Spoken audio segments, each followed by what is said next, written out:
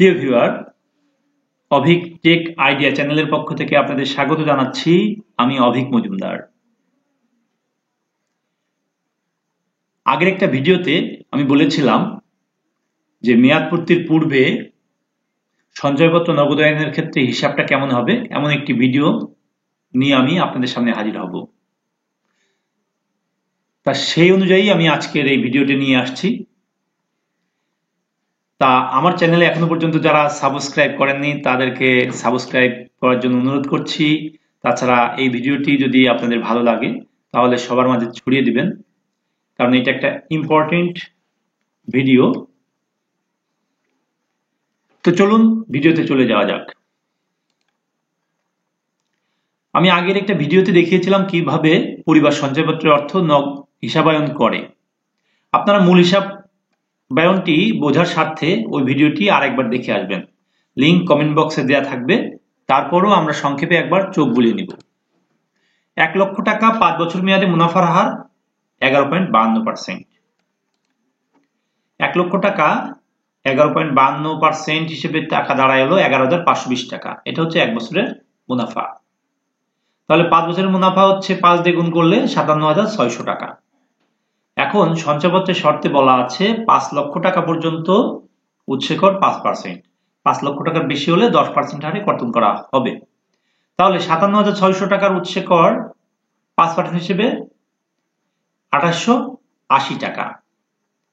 তাহলে উৎসেকর কর্তনের পর নিট পাওনা 57,600 বিয়োগ 2880 সমান 54,720 টাকা।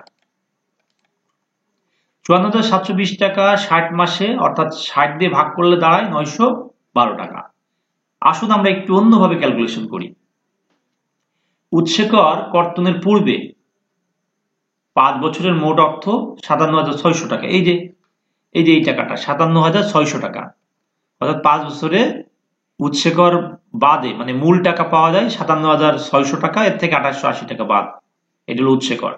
তাহলে এই যে যেটা বলা হচ্ছে যে 57,600 টাকা 5 বছরের মোট অর্থ 57,600 টাকা।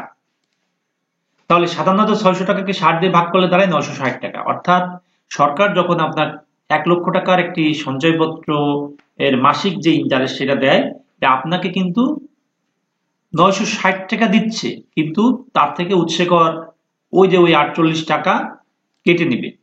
এই যে সেই হিসাবটা 960 টাকার 5% এর উৎসেকর 960 গুণ 5% সমান 48 টাকা।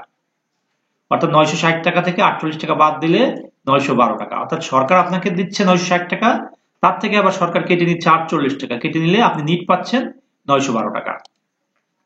মেয়াদপূর্তির পূর্বে সঞ্চয়পত্র নগদায়নের ক্ষেত্রে মূল চৌম্বক অংশ এই উৎসেকর। আপনারা একটু মনে রাখবেন এই উৎসেকরের বিষয়টা। অর্থাৎ 912 টাকায় 48 টাকা উৎসেকর কেটে আপনি 912 টাকা পান। অর্থাৎ 960 বিয়োগ 48 সমান 912। কেন চৌম্বক অংশ বলছি তা আমার আলোচনাতেই পেয়ে যাবেন। ধরুন আপনি একটি 1 লক্ষ টাকা সঞ্চয়পত্র করেছেন, এখন 11 মাস উত্তীর্ণ হলে ভাঙিয়ে ফেলতে চান, তাহলে এখন কত টাকা পাবেন?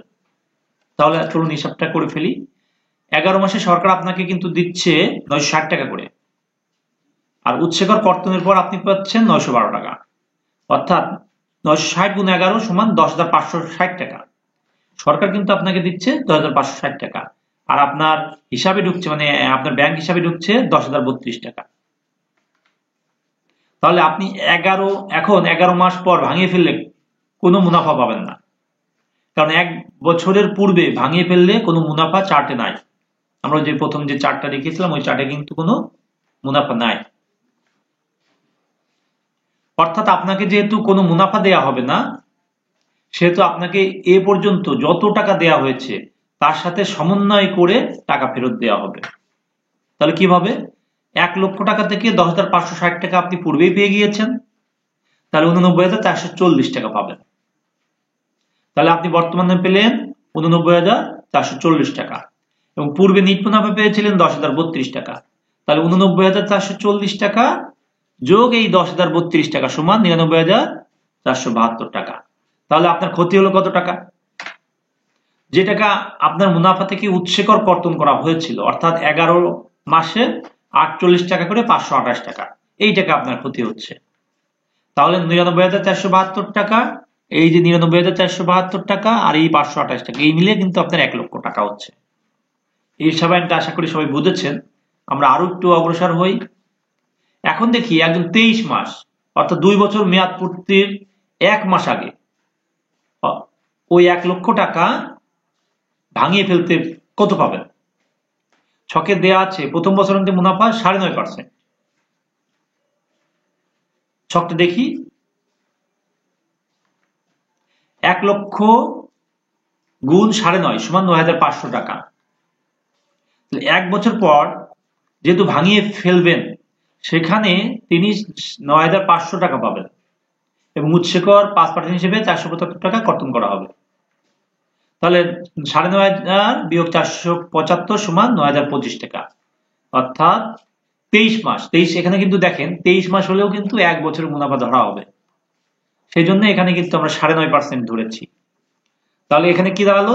9,500 থেকে 475 বাদ দিয়ে 9,025 টাকা। এখন 23 মাসে তাকে কত টাকা প্রদান করা হয়েছে? 960 টাকা করে 23 মাসে প্রদান করা হয়েছে 22,080 টাকা। বর্তমানে মূল টাকা হচ্ছে 1 লক্ষ টাকা তিনি জমা করেছিলেন, এবার মুনাফা পাবেন 9,025 টাকা, সমান 1,09,025 টাকা তার প্রাপ্য।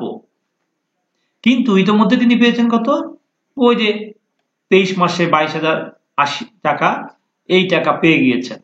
তাহলে এই টাকা নিট পাবেন কত? এই যে এই টাকা পাওয়ার প্রাপ্য টাকা বিয়োগ পেয়ে গিয়েছেন যে টাকা, এই টাকাতে মাইনাস করলে 86,945 টাকা, এইটা নিট পাবেন। আসুন আমরা হিসাবায়নটা সঠিক হয়েছে কিনা আরেকবার প্রুভ করি।